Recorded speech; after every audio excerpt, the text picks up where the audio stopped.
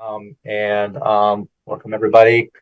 We're just, as you know, waiting for Sharon. She's got some technical difficulties, but we'll get going with Meredith's review of the remote meeting procedures. Yes. All Okey right. doke. Sounds So, really familiar. all right, let me get to my screen share. Oh, sorry, give me a second. I'm working on some. All right, so the screen share. Hey, Sharon, awesome. All right. So for anybody who hasn't done this before, the screen share is more for people who are viewing this meeting over ORCA Media because it is being live streamed over their channel. So for anyone who is watching tonight's meeting over ORCA Media, you can participate in tonight's Development Review Board meeting via the Zoom platform.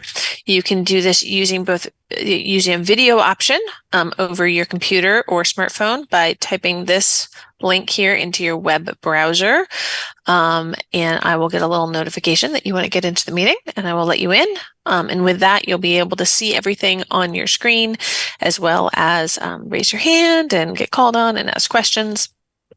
Alternatively, you can dial in this phone number, and when prompted, put in this meeting ID.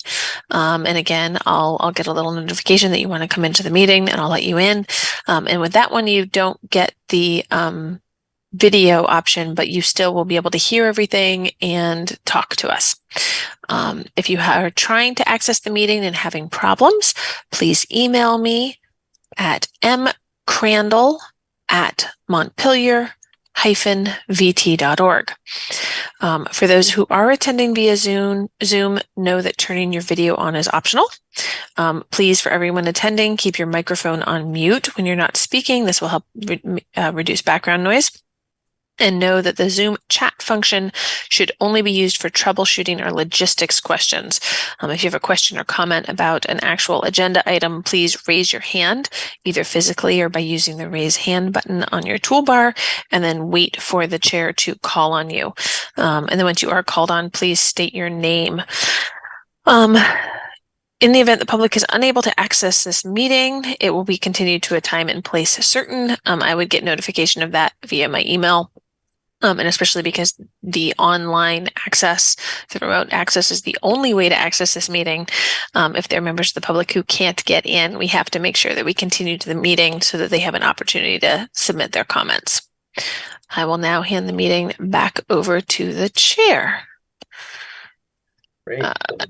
Looks like we do have a perfect 7 voting members on this evening, unless someone sees anyone else on here. 1, 2, 3, 4, 5, 6, 7. We actually have 8.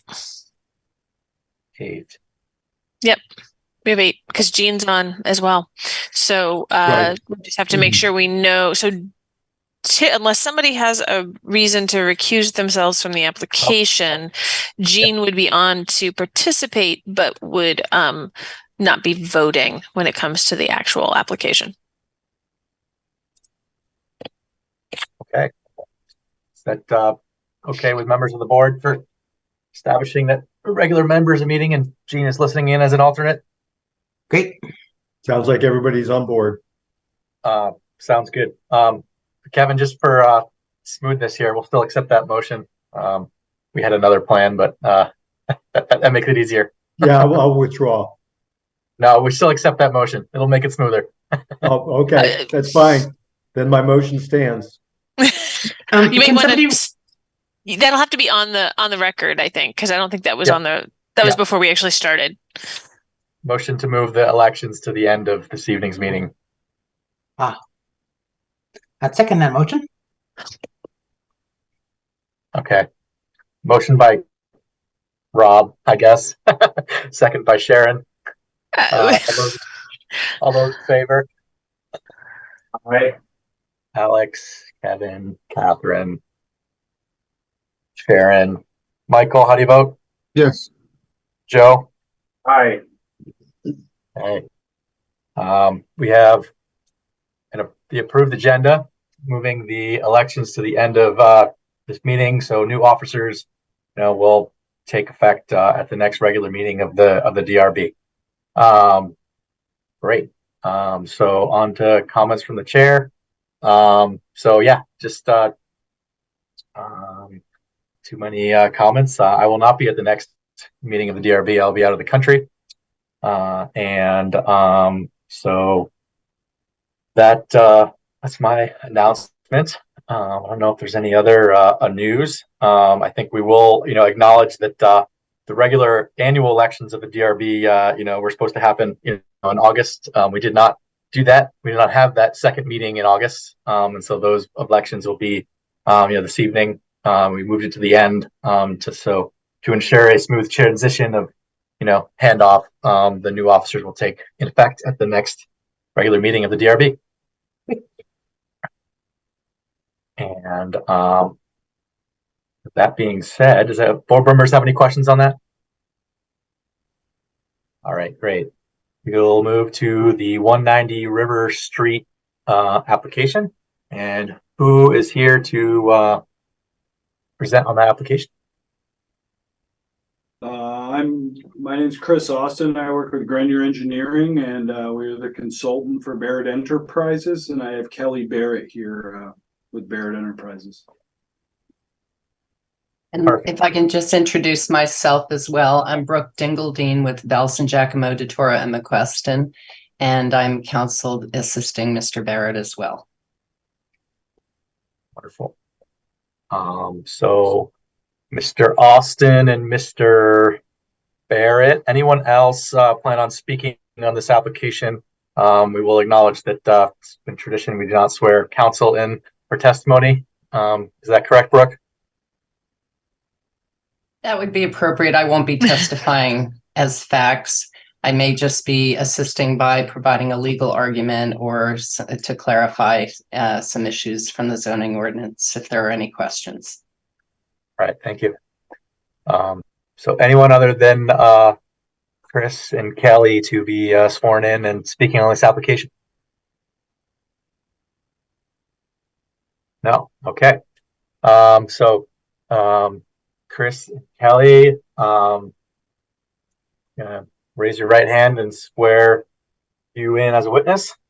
So those interested in providing testimony on this application, would you please raise your right hand, be sworn in as a witness? Do you solemnly swear or affirm that the testimony you are about to give is the truth, the whole truth, nothing but the truth under the pains and penalties of perjury?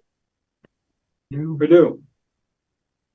Wonderful. All right, so I guess Meredith can give a brief summary here. I'm sure we'll be back to ask questions about specific sections of the regs here, so you don't need to go into much detail, but I will let you go ahead. Awesome. Yeah, no, I'll keep this really brief. This application is before the board in large part because it is requesting for new buildings that are going to contain a conditional use, the mini storage units. It's also major site plan because both of the buildings being constructed, each of them are more than 2,000 square feet. So that triggers major site plan review, which only the board can do. In my staff report and in the public hearing notice, we had also put in that it was requesting a waiver of the 10-foot waiver of the rear setback. As was pointed out to me today, and none of us had caught this until Brooke brought it up, or somebody brought it to Brooke and Brooke called me. In the last regulation change, Eastern Gateway had a new type of setback created for it, and none of the other zoning regs, none of the other zoning districts have, which is a railroad setback of 5 feet. So, and even though I copied and pasted it and stuck it right in the staff report, just didn't even see it. So there actually isn't a need for a rear setback waiver. That doesn't have to be dealt with. Because we're talking major site plan, because we're talking to conditional use, there's still a little bit of a discussion about whether the setback distance that is shown on that site plan between the property line, which is really close to the railroad, and maybe the edge of the that rear drive access space, that one-way drive, provides enough room for snow. Make sure the building and the road together don't get so close to that rear area that there's not enough room for snow when the plows go through. But the design as shown doesn't seem to be that issue. I would just say that, anyway, point is that rear setback waiver thing, you don't actually have to deal with that anymore. And then 2 other notes, and I put this in the email that went out, and the packet on the website is updated, but a reminder that we do have a comment from the public that is not reflected in the staff report, and that the applicants provided a updated impervious cover document that is not reflected in the staff report. So they provided more detail on how the coverage limit is met. And so that's a situation where the site as a whole is still over that 50% coverage max, but they're actually reducing the existing impervious cover. So they're making a existing nonconformity better with the new plan. There you go. That's what I've got. Well, acknowledge I did receive that comment. That comment was from Ruben Sherman. It also did get sent to every member of the board pre-meeting. Yep. Don't feel the need to read it, but just highlighting that it's there, and everyone has it to guide their questions to this evening. Awesome. Thanks, Rob. So Chris and Kelly, feel free to take the reins here and tell us a little bit about your project.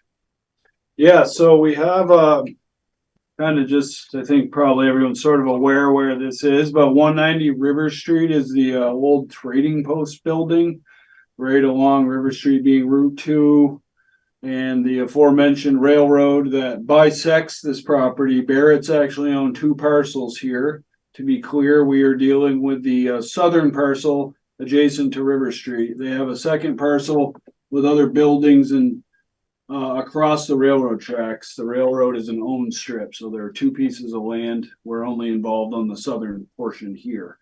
The site consists of a paved driveway off River Street with the trading post on the east, the railroad tracks to the north, and an existing gravel parking lot to the west of that access drive. Within that existing gravel parking lot is where we've proposed the 2 mini self-storage warehouse buildings. We have building 1 along the frontage of River Street. That'll be a single load. In other words, there'll be no unit doors on the street side. You would only have unit doors on the interior there. Building 1 is 3,400 square feet, as shown there. Building 2 is 2,600 square feet. That'll have units on both sides there. Which, as you can see from the site plan, we have planned vehicle circulation to be able to circle building 2 completely. And there's plenty of room with 27 feet between the buildings to maneuver in between the buildings, turn in and out as needed. Quite a bit of turning movement in there. As Meredith said, we've as part of this, we prepared an impervious cover exhibit that shows that we are slightly decreasing the amount of impervious on the site. This is mainly due to the fact that we're carving out a corner of that old parking lot to put in the stormwater management system in the northwest corner of that gravel lot. And so essentially there's a slight net loss of impervious. The buildings will be placed on, mainly what is already gravel parking. So we have site circulation there. We have access to the buildings at 27 and 15 feet wide in the 2 drive lanes. The buildings are detailed on that site plan with a end elevation and a side elevation. Nice cupola plan there. We're looking for a clapboard sided look. Kind of gray colors, red doors, kind of a standard storage building look there. The building's only, I think, 13 or so feet tall. They're pretty low impact structures, 20 feet wide. The package also includes a landscaping plan prepared by Knopf Landscaping, a licensed landscape architect, and we provide quite a bit of new plantings along the building side there to provide adequate screening. What other highlights here? We have an all-new lighting plan for the buildings that meets the lumen regulations. We have a photometric plan there that shows that light is not cast really off the site. They are downcast and fully shielded fixtures that are going to be within the eaves of the buildings. So this will achieve site security and light for any users at night. But it'll, it's really a low light scenario with the full shielding of the eaves. Soft light fixtures are chosen. And there is an existing site light provided by Green Mountain Power on a utility pole there that based on neighbor comments and thought process of our new lighting plan, that we would just offer up to remove that larger security light once the buildings are constructed. There wouldn't be much need for the additional security light once the buildings are lit in there. So essentially, between the landscaping, the stormwater improvements, and the lighting improvements, we feel this project really improves the area and provides needed storage space for renters right in Montpelier. A lot of apartment space in town. The Barretts are very well versed with how storage goes. Seems to be a needed product that we don't have any fear of filling the building with tenants. Right, Kelly? No problem. So as a big overview, I think that's kind of the snapshot. Well, I guess the other one highlight thing we want to touch on is we have planned for snow storage removal. It was mentioned by Meredith in the staff report. We can point that out on the site plan, but we have planned for it to be in the southwest corner, the southeast corner, along, not over the line into the railroad, but along the railroad land behind our curb. We've created space there for snow storage, and they have ample storage across the driveway over behind the trading post if as needed. So we have a pretty good strategy there for keeping snow clear out of the units.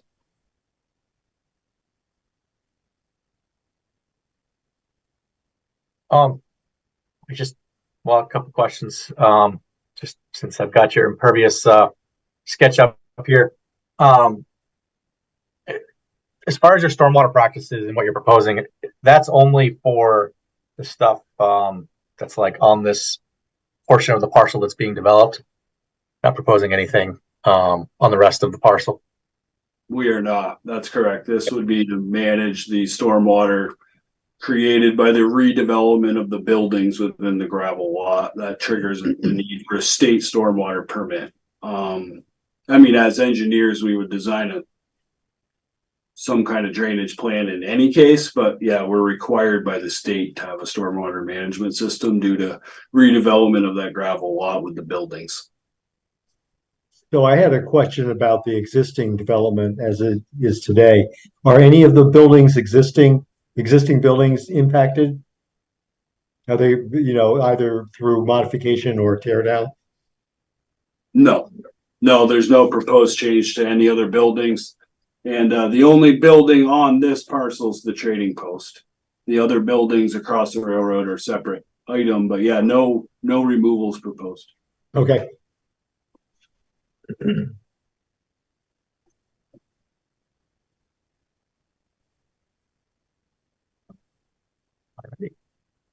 Yes, we can get into the staff report. Any highlights, Meredith, you caught by their proposal, or?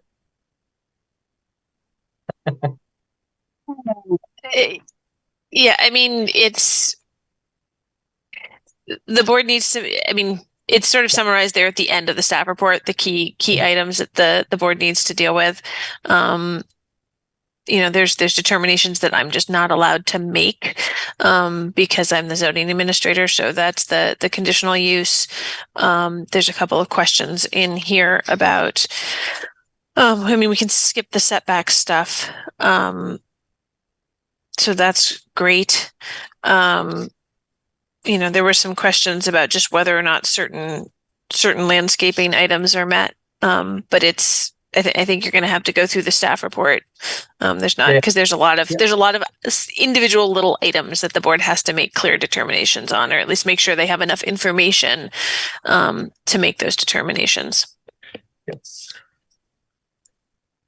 I just I guess I was a little confused on the mixed use requirement, mini warehouse versus light manufacturing, and could expand upon a little bit. Not light manufacturing, sorry. The requirement that the warehouse is on that it's a combined mixed use. Oh, yeah. The thing is that only came up, that was only really an issue when you get to the rear setback waiver and about Gotcha. whether or not the waiver is necessary for the continued use of the parcel, and you don't have to worry about that anymore. Got it. Because it doesn't need that waiver because it meets the railroad setback waiver. Got it. So you can just skip that whole section of red on page 5. All right. And 4. 4 and 5, yeah. Alrighty.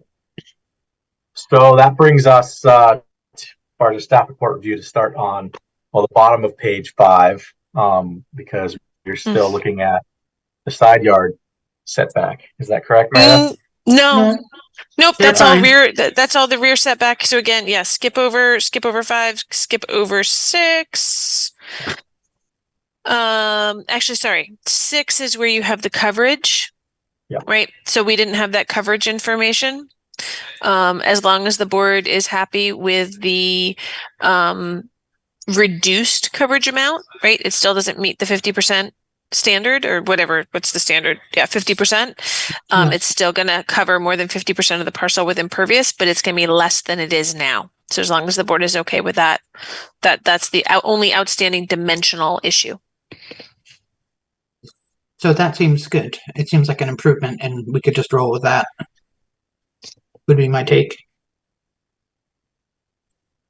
I would tend to agree. I think my one last question on that is about just the direction of the water flow. So like currently, basically all the water on the site flow to that catch basin in the corner where you're proposing to send almost all of it, or is it sort of sheet flow off in some spaces?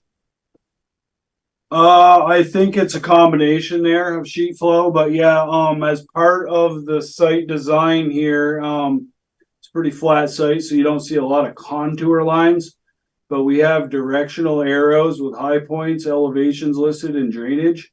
So we are slightly grading the site. There isn't a lot of fill coming in, but we're grading the site to make water move to where we need it to move to our retention area.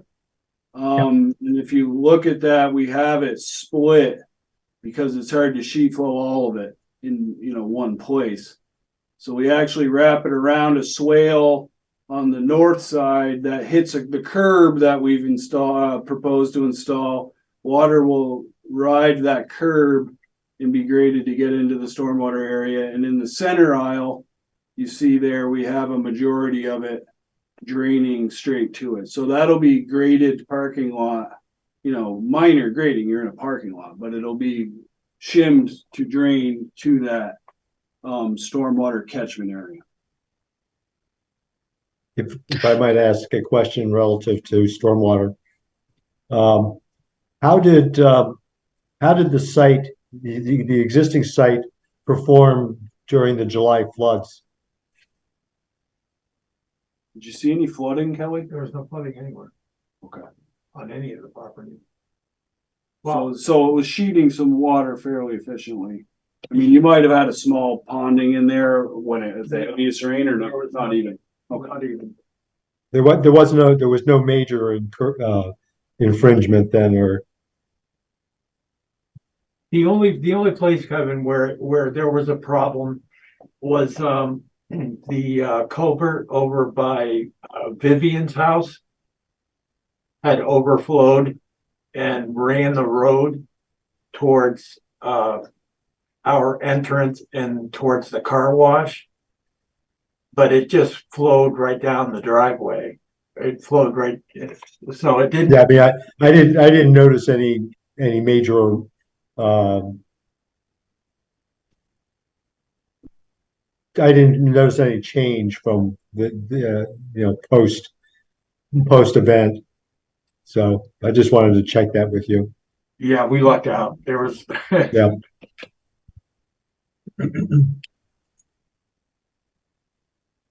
Okay. So yeah, I think the rationale about the impervious exhibit and the stormwater practices here seems reasonable. Board members have any other questions on that?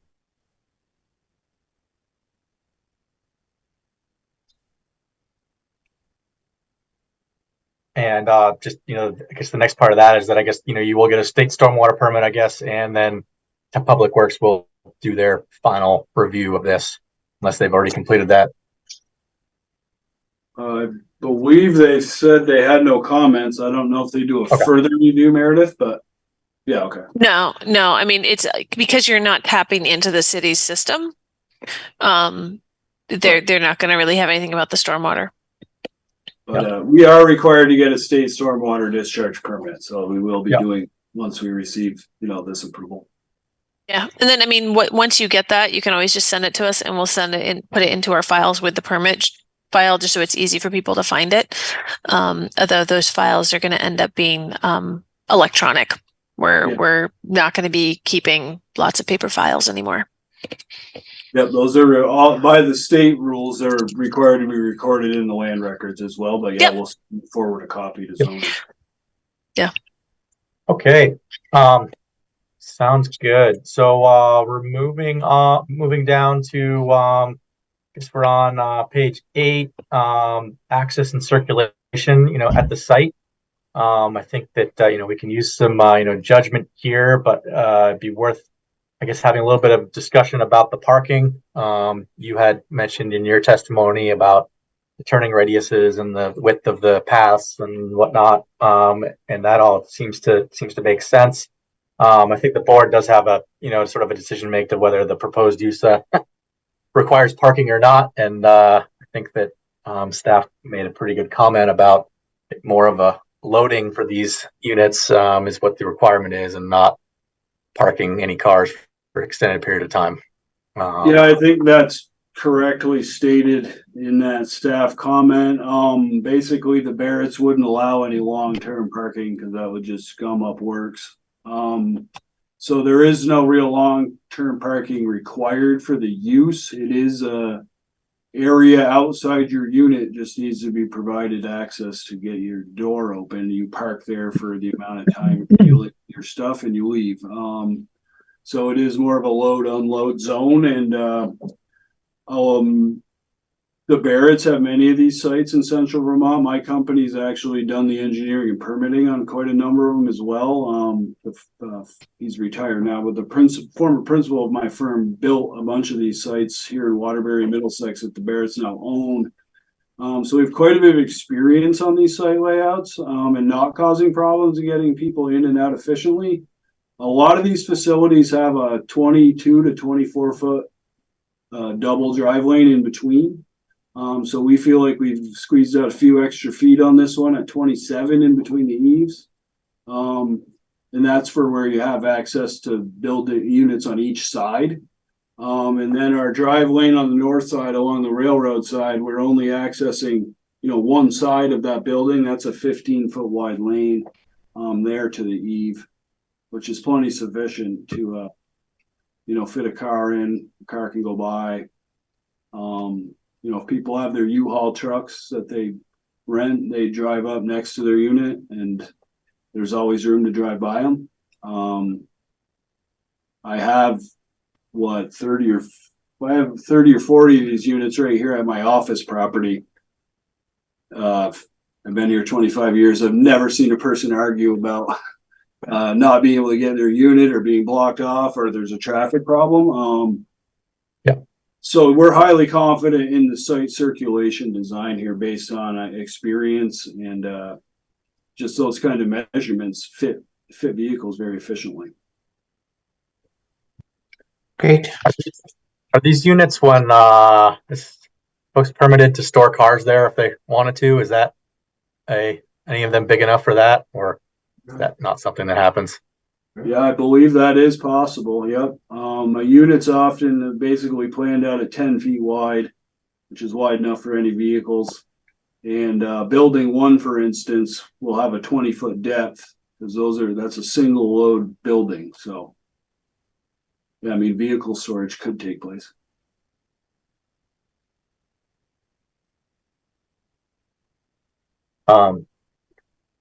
Okay, and looks like we already talked about the snow storage here. It seems like you've got a plan to have it in a couple different places. I'm guessing you could update your site plan to just have that called out exactly where it is for the final submittal. Yeah, if needed. And I don't see any other topics there.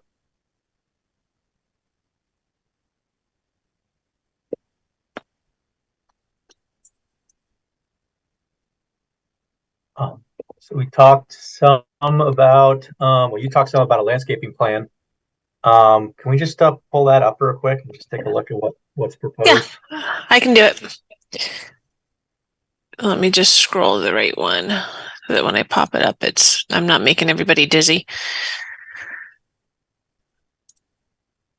I think you'll see there in that packet, there's a site plan layout with a legend and a key, and it states sizing, the time of planting, etc. And then there's also a photo image of depicting what these proposed plans look like.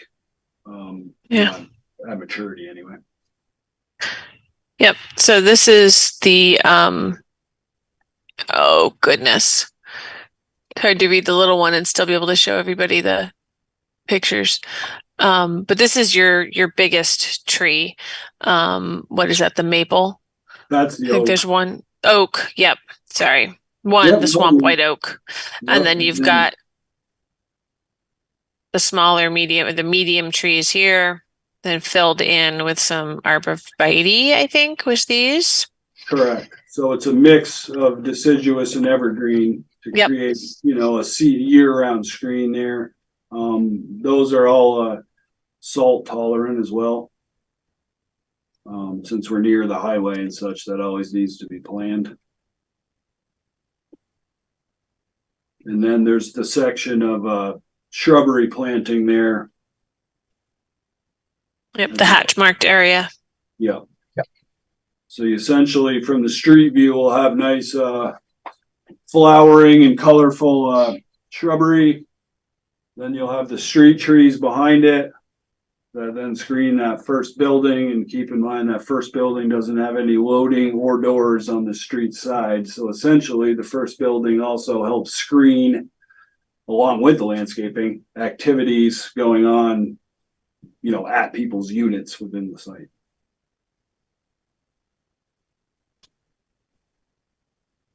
I think it looks like a suitable landscaping plan to me.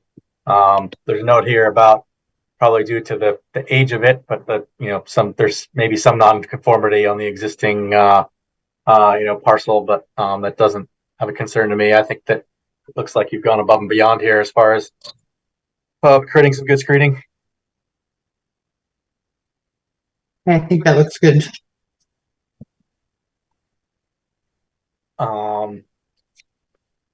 So moving on down is the outdoor lighting. And in your presentation, you mentioned willingness to remove that Green Mountain Power light that appeared to be what one of the neighbors' comment was concerned about. But other than that, I think I saw some cut sheets in here and whatnot. Thank you for that. We usually ask for you to provide that later. Yeah, I've been asked to follow up with that so many times. I try really hard to bring it the first time now. Doesn't always work out depending on where we were at on the design, but yeah, we try to get that right in. For this one, it was pretty simple, being a can light also. But yeah, so as stated in the original presentation, the security light that's there now has served the Barretts well. It's kept things safe and lit. But once the buildings are in and they have their own lighting, there isn't much need for the security light anymore, so they don't have any issue in just removing it. And I believe that would bring the site into full compliance on lighting, including the existing. Yeah. Yes, Meredith.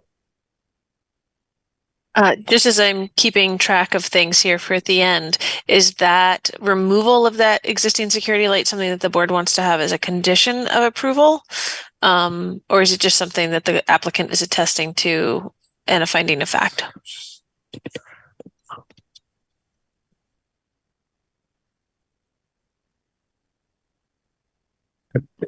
I mean, if the applicant, I would just say, if the applicant is already stating that he would remove that without a problem, why not make it a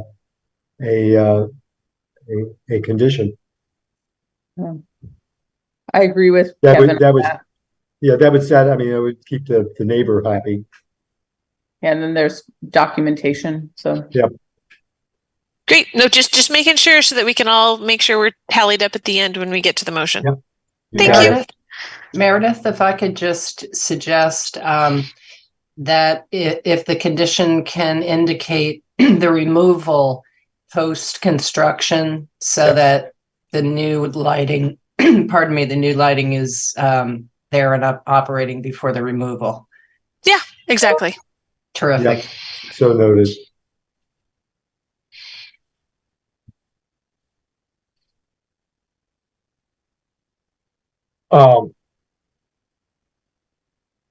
So I had notes here on most of the rest of this about sort of like character of the neighborhood type analysis that we're doing. And I think a number of photos were provided of the other, types of buildings and shape of buildings on this particular part. It seems pretty consistent to me. I guess I would flag something to the board members. This is, seems like it's a rarity, an application that did not go through the design review committee, right, Meredith? It's not in that section of town. Exactly. Right, but we haven't had a lot of new buildings over the last 5 years, and we definitely haven't had a lot of major site plan. So this is one of maybe 2 major site plan that have come to the board that haven't been in the design review overlay district. So this, and then on the same further down River Street, the new building that they put in near the roundabout were 2 of the ones that stick out in my head.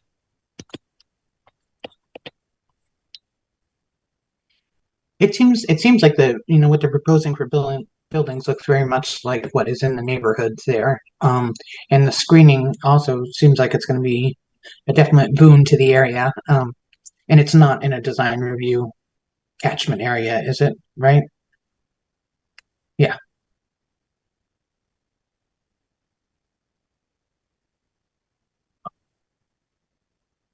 And I guess we have one other point here about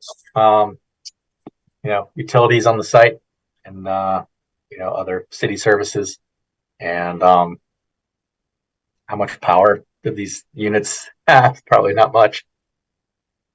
Yeah, there's just power to light the LED lights, which are incredibly efficient light fixtures. I mean, there's a number of them, so there's a load here, but it's like less than a standard house for sure. It's probably 100 amp service, I would imagine. I'm not an electrician, but it's a very small service because the only power is for the light. So traditionally on these kind of buildings, we usually just see essentially a wire coming to it. Like there's barely a breaker box, right, Kelly? Yeah, it's just a 110 wire. Yeah, it goes underground. Yeah, an underground wire comes up to the building and a conduit. Usually there's a little plastic conduit panel near the corner of a building. There's no big, electrical panel with breakers because there's nothing but the one service, really. Yeah. How much water is there? Is there water service on the property at all, or is it just a couple spigots? You have over at the trading post, you must have just a bathroom, right? Well, we got water at the trading post. There's a fire hydrant right there. Yeah, there's a hydrant on the site, correct, yes. So yeah, we got water. Pretty There's nowhere, limited. it's not like folks would come in and plug their pressure washer in and pressure wash their car in the garage or anything like that. Oh, yeah, no, there's no hose bib available to the public. No, certainly not. Okay. Yeah. Yeah, and actually, would there even be an outlet for somebody to use? You don't even provide those, do you? No. Yeah, there won't even be outlets for people to use. So it'd be pretty limited area where people could perform that kind of maintenance, I would say, because they won't have services to do so. Right.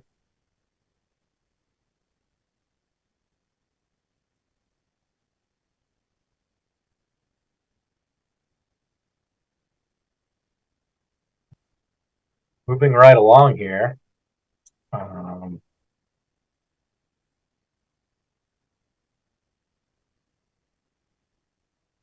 So I've scrolled down to page 23 of the staff report here, and there's we're supposed to advise on whether the impacts of the use will be consistent with the neighborhood, and I think we can very much determine yes, this is consistent with the neighborhood. My ultimate question was someone could come in and rent one of these units and do something that would be not necessarily just like the storage unit use, but it sounds like without any water or really power access, we're pretty limited on what they what they could or could not do. And so that was my only concern, but it seems to be not a concern anymore. Yeah, I would say with limited ability to plug stuff in, yeah, it'd be hard for people to do too many things but store their stuff. I would agree with that. Yeah, well, I have seen facilities that provide a heated unit, power, and other things, and there tends to be some, more activity at those, but that isn't the case here.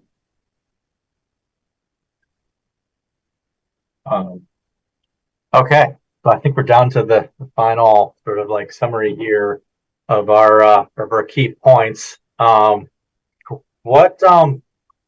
were the final numbers on the proposed coverage in lot area, just so we can get those? Sure. Here. I have it here. It's a 1.7 acre lot, plus or minus, based on tax records, essentially. It's a 1.18 acres of existing impervious, removing 0.054. There's a slight amount of new going back in on the other side of 0.018. So the total is 1.15 acres, which is, less than the existing, as previously stated. I'm just going to do a quick screen share so that everybody can see where that chart is. So this is on that impervious exhibit. Yep. Here, so that gives you the existing impervious, the total that was removed, the total new, and so you get to a reduced impervious surface. They're reducing it by over 1,500 square feet. Of impervious is actually being removed, and instead will be either planted area or the stormwater retention pond, which we count as pervious because it is retention. It's a place for the water to be retained, and there's some evaporation, but also just some slow percolation, I think. Is that correct, Chris? It is, yep. Yep. I would anticipate some amount of plant life in there soaking up water too. That's part of these. Oh, right. Ponds. But not necessarily. But yeah, either way, you're correct. Yep. So we count that as a pervious area. And just for the image, so this dotted area here is all the existing impervious. And so here is where they're adding, taking away the pervious or impervious surface, right? And then here is a little bit of, new addition. But then they'll also be, I mean, they'll be adding so many more trees here that are going to soak up additional water too. It doesn't count towards your coverage situation, but it's definitely going to help for the stormwater, any stormwater that had been flowing this way, and running into the road from here is going to be sucked up a lot more once those trees are mature. Definitely.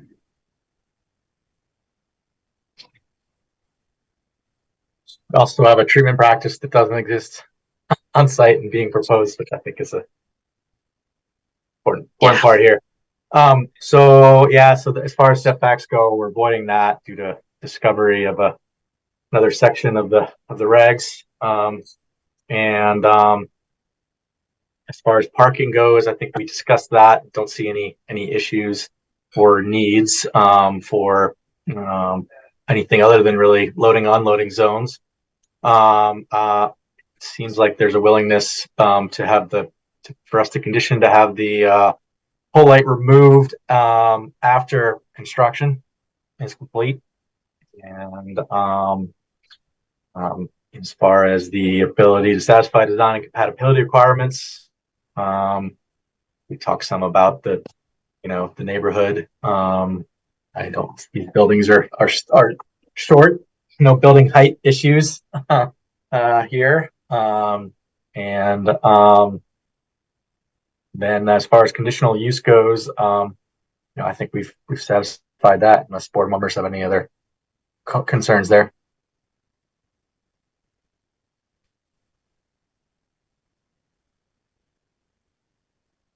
I would make a motion if we might be at that point. Motion would be welcome.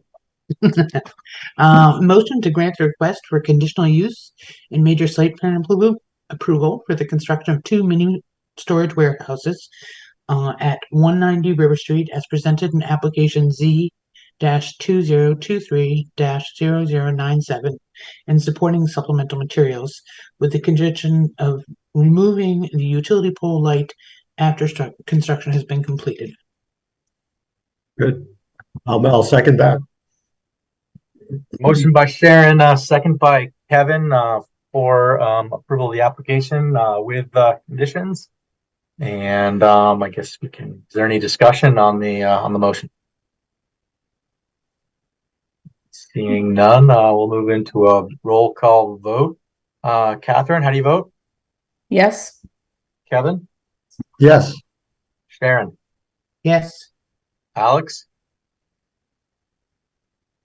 Oh, Yes. Joe? Yes. Michael? Yes. Rob, myself was yes. That motion is unanimously approved. great. So, Thank you very much. You're welcome. Thank you. And we really appreciate Meredith's guidance. She did just a phenomenal job helping to guide this. So thank you very much for her help. Yes, very much. Thanks for the compliment. We feel strongly that she represents us quite well. Well, thank you. We will turn around the decision as soon as we can. And the lovely thing is, because this is the condition on here is after completion, once the decision is signed, we will be able to issue the permit at the same time. So we will be in touch when we have both that signed decision and permit ready and available. Given the state of mail these days, and because this would be mailed out to a Montpelier address, I'm going to suggest that I email you when it's ready and have somebody come and pick it up versus us trying to do certified mail, if that's okay. That'd be great. Okay, great. So when you come to pick it up, you'll still need to sign a little like receipt so that we have that for the file. But I mean, we actually, I don't even know if we've gotten our certified mail documentation again from the post office because it all got washed away. Wow. Jeez. So, Thank you. perfect. Awesome. Thank you. Thank you very much for your time. Yeah. Thank you for all your time, folks. Thank you. Okay. On to the next. So we have minutes to review for the August 7th meeting, which have enough people here to do so. Are there any amendments or questions on the minutes? Did I not see the minutes somewhere? I mean, I'm sure they're fine, but They were in the package. They should be in the packet. Let me make sure it's at the end. It would be, yep. So it's after after all that. Yep, and the electronic one, it's pages 54 and 55 of the electronic packet. Okay. Yep.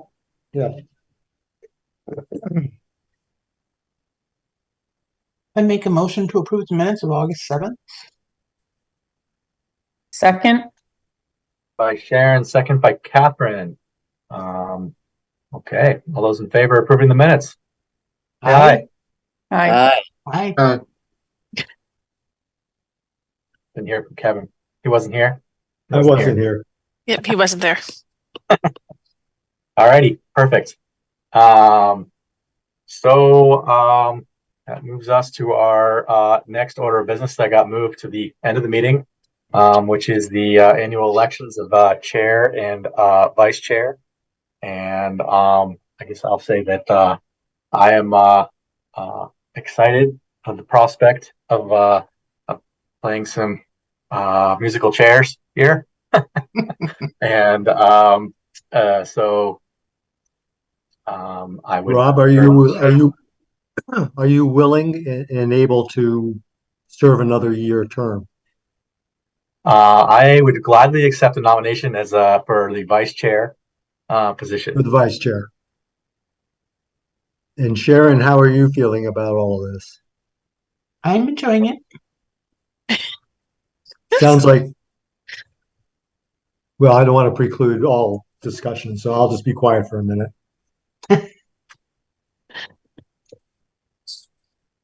I'll be blunt. Would you chair, Sharon? Yes, I would. Well, Sharon, I want to say how much we've appreciated your leadership this year. And as well as Rob, you've been such an amazing chair, and it's been a year with some big applications. So wanted to say thank you for all your service. Yeah, and absolutely. Also thank you, Sharon, for your willingness to step forward in a leadership position. I agree with Rob that it's good to mix things up a little bit, but Rob, I'm glad I hope you're not going anywhere, because I think the board really benefits from all your knowledge of the regs and your, passion for the mission. So I will go ahead, Sharon. I just want to say that it's just about 1 year back on the board for me, and that I just really appreciated working with everybody on the board. And I feel like we've just been really efficient and really thoughtful and really thorough. And I really appreciate Meredith and everybody on the board. I just think we're in a good spot. Meredith, can I make a motion to do 2 positions with 1 vote? I mean, or should we do it separately?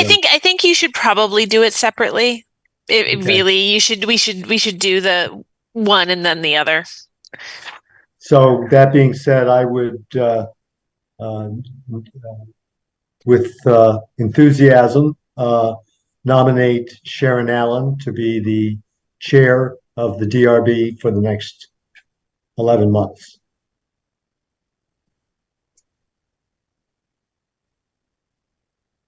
Do we have a second? I'll do an enthusiastic second. Okay. And Meredith, can you remind us? I know I'm still claiming to be new 2 years in, but is it typically a 1-year term, or is there a? Yeah, that's a standard. The rules for the DRB are that every year they're supposed to be the chair and the vice chair are reelected or nominated. You go through elections for them. It's supposed to be in August, but with all the craziness, it got just sort of missed. So. Thanks for the refresher. Yeah. Perfect.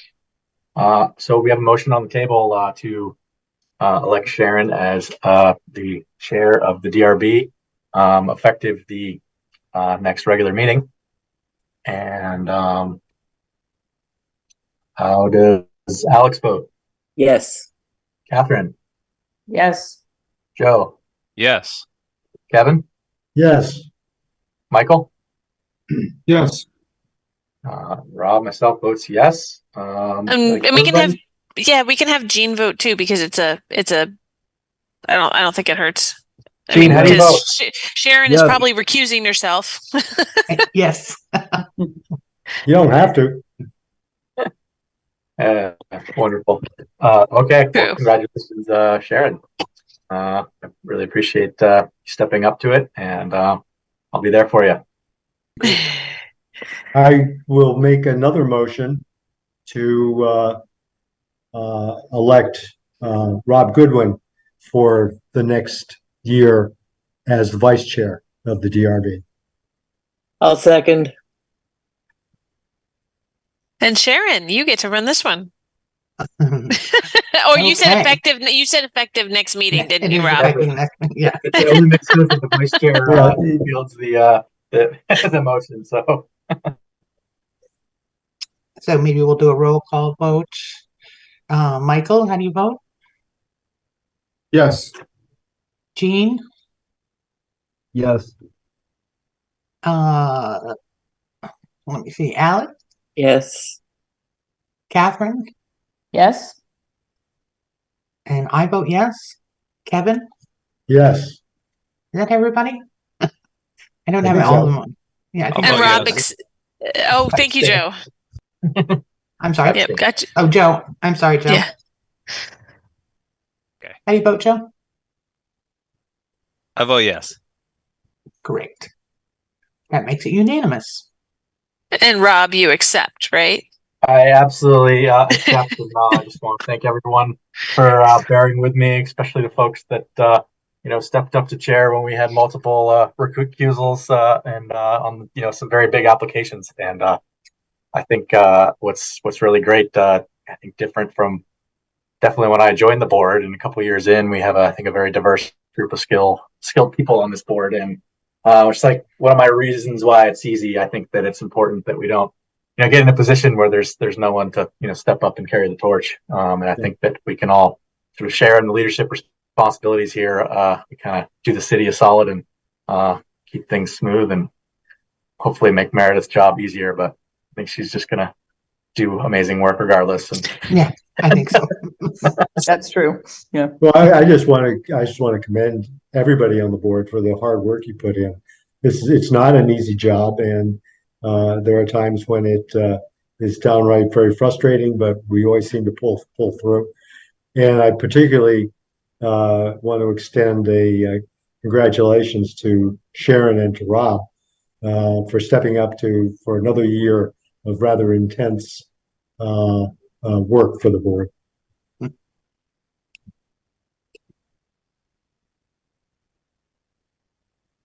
all right. Our next regular meeting is on the 18th of this month. Yep. Are there any applications? Yes. And of course, my brain just completely fizzled out as to what those are. Give me a second. I'm sorry. Did we put? My computer's going weird. It is the 18th, but our pending applications page says 19th. I'll have to fix that. So yes, we actually have a demolition of a historic structure application coming before the board on the 19th. So that application as submitted is available for review on that pending applications page that links in the left-hand column when you're on the agendas and meeting minutes page. And it's a barn, demolition of a barn that's listed on the historic register. It's in pretty bad shape. And so the owner of the residential building in front is requesting at this point to just demolish it and create green space. He doesn't have a plan for building something new there right now. But it's right near the property line. Is this right downtown? It's on J Street. So it's not right in the middle of downtown. Okay. I was It's in thinking of another a structure. yeah, no, this is in a residential neighborhood. Yeah. Great. I will not be there the next meeting. I'll be on a honeymoon in Italy. So Oh, that's so awesome. What a great place to go. Congratulations. Wait a minute. Enjoy. You just got back Congrats, from Rob. Norway. How do you get away with this? Year and a half ago, Mm, That's so great, Rob. yeah. Where are you going in Italy? Sardinia. We're doing a bike tour. wow. Oh, So. that's awesome. Fun. Super cool. Well, let us know if you see any historic structures. You know? Yes, that historic Keep my eyes structures that we can demolish. Well, I think this next meeting will be a good one to work through the existing demolition provision. Again, we do have, the planning department does have in its pocket plans to amend that provision. But the zoning changes got all slowed down because of the flood. And some changes that we had drafted before are probably going to get tweaked potentially because of all the flooding and new thoughts about where things should be built, as well as how to deal with buildings that may be historic but may be horrifically damaged at this point. So we've got to be really thoughtful about what we're proposing at this point for those zoning changes. So that's all sort of gone into a slow back burner for a little bit while we reconsider everything and make sure we don't make any changes that are not well thought through given recent history.